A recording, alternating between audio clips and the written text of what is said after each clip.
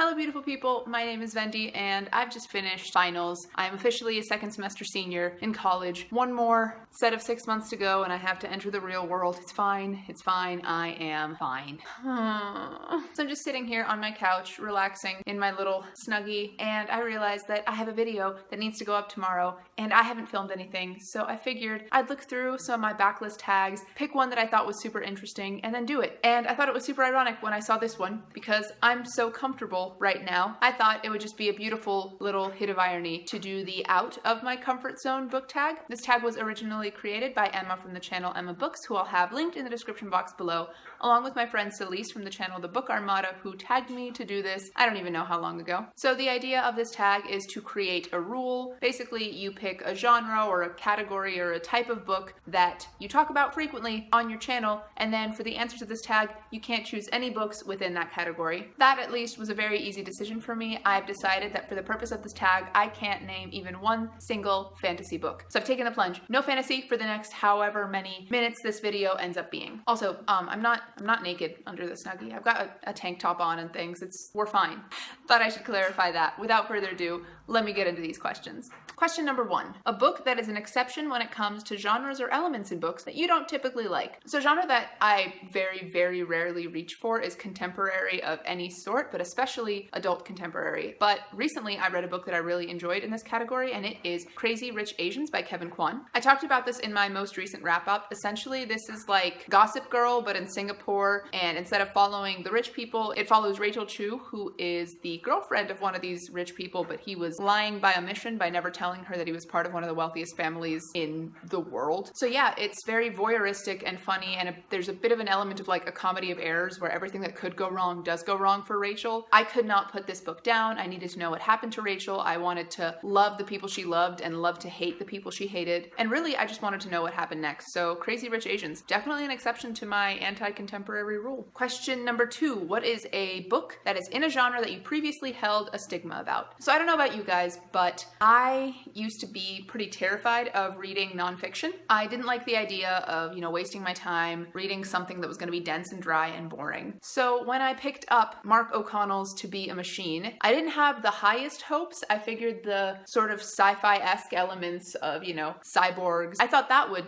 save me, but it wasn't just that. I think I would read Mark O'Connell's grocery lists. He has such a fun, dynamic way of writing about a topic that, when I think about it, could be turned really, really dry. Well, I mean, maybe not because it's cyborgs, which are like objectively fascinating, but you know what I mean. He just has a wonderful way of writing that's like funny until it's not, and then it gets really serious. It's very interesting to hear his take on a sort of contemporary issue. And after I read To Be a Machine, I started like digging a little deeper into these sort of things I like to read, and I realized, and there's many connections from like sci-fi fantasy sort of stuff into nonfiction books, and I've been taking a look at some, and I'm thinking about picking them up, so I might not be as anti-nonfiction as I thought. Question number 3 is a book that you didn't know was out of your comfort zone until you started reading it. And for that, I have to say Monday's Not Coming by Tiffany D. Jackson. Basically, this book follows Claudia, a girl whose best friend named Monday goes missing one day, and no one seems to notice except for Claudia, and she has to figure out the mystery of where her best friend is gone, basically without anyone's help. So as I said earlier, me and contemporary don't get along. I figured maybe a thriller would be like an acceptable way to sort of dip my toe into reading about people in real life with real life problems. But it turns out that contemporary plus thriller is like 2 things that are out of my comfort zone, and I was just like completely lost in the world of this book for a very long time. And it didn't help that like the timeline was also a little bit broken up, but broken up timelines are how certain fantasy books are written, so that was actually like the lifeline that I clung to. And I was just taken for an absolute whirlwind ride by this book. I absolutely adored it. Definitely out of my comfort zone, but it might just be one of my favorite reads of this year. So let that be a lesson for you kids. Don't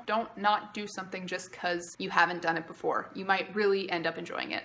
Question number 4 is pick a booktuber that inspires you basically to read out of your comfort zone. What is one book that they have inspired you to read? There's so many booktubers that I could pick for this topic because I like to watch people who read the sort of things that I might not personally have an interest in, because I just think it's really fascinating to hear the things that they find value in that maybe I don't. And there's one booktuber in particular that comes to mind who might not read the same genres and types types of books that I like to read, but who approaches loving books in a way that's very, very similar to the way I do. And that is Debbie from the channel The Book Ponderer. She is such a witty, funny, intelligent, heartfelt book lover. Like, you can see from every inch of her face how much she adores books when she talks about them. And I just love her videos, and I love the books she recommends, even though I might never have even thought of picking any of them up by myself. And one book that I am absolutely in love with that I read in this past year, that I read almost entirely because of her recommendation, was The 7 Husbands of Evelyn Hugo by Taylor Jenkins Reid. Now, if you've been on my channel for any period of time, then you know how much I love this book. I have a video that's basically just a love letter to it because I couldn't review it in any other way, because the depth of emotion that I have for it, I can't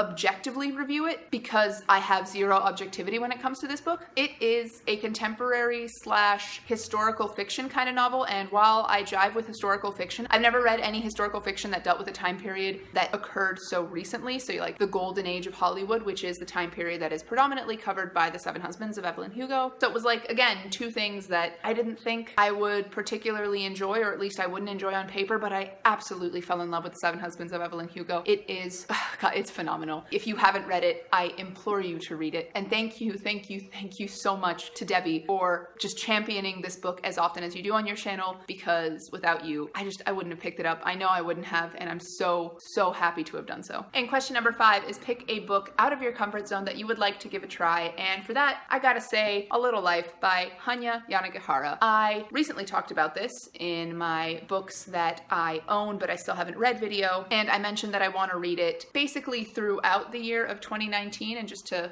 do a little bit at a time, because it's a chunker. Everyone that I've heard talk about it has had some polarizing views on whether it's good or not, but everyone has said that it's like really heavy, that the subject matter is a lot to get used to. For one thing, it is a contemporary. For another thing, it's heavy, and you guys know I love my escapism and happy endings, so that's two things that are potentially problematic for me, but I definitely want to give this one a try because, I've heard it called like the great queer novel, and that's something that's very near and dear to my heart, so I want to be reading this bad boy next year. And question number 6 is, what is a book that is so far out of your comfort zone that you don't think you'll ever give it a try, or if you've already read it, another try? This was a very easy prompt to fill. I have to say The Nanny Diaries by Emma McLaughlin and Nicola Krauss. So this is like a slice of life sort of novel where nothing really happens and no one experiences any character development, and no one's characterized really well enough beyond like some stereotypical like rich mom, rich cheating husband, nanny that's just trying to get by, frat boy. Like, every character is a stereotype and most of them aren't even named, so it's very hard to form any sort of attachment to any of them. And you guys know that I personally need to feel so much for the characters that I read, so this is a no-go for me. I'm never gonna read it again. I don't think I'll read anything by either of these authors again, and if I hear anything compared to The Nanny Diaries, it's gonna be a steer clear symbol for me. Didn't love it. Unfortunate, because I really enjoyed the movie,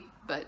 And that is it for the Out of My Comfort Zone book tag. Thank you, Celise, so much for tagging me. It was so much fun. I don't know who has or has not done this tag, but I would really love to see Katie from A Sea of Tomes do this, and I would really love it if you chose fantasy as your genre that you're not allowed to touch, because I know that you love it in the same way that I do, so I think that would be very interesting to see. I would also like to see my friend Lou from the channel Books Are a Way of Life do this, Mia from Select Pages, Hannah from the channel A Snow White Reader, and Kevin from Storyglyph. I think that all of you guys would have very, very interesting answers to this tag, and I'd love to see any one of you do it. If you liked my rendition of the tag, please be sure to give me a thumbs up, and if you like me, maybe consider subscribing to this channel. Thank you guys again so much for watching, and I will see you with my next video very, very soon.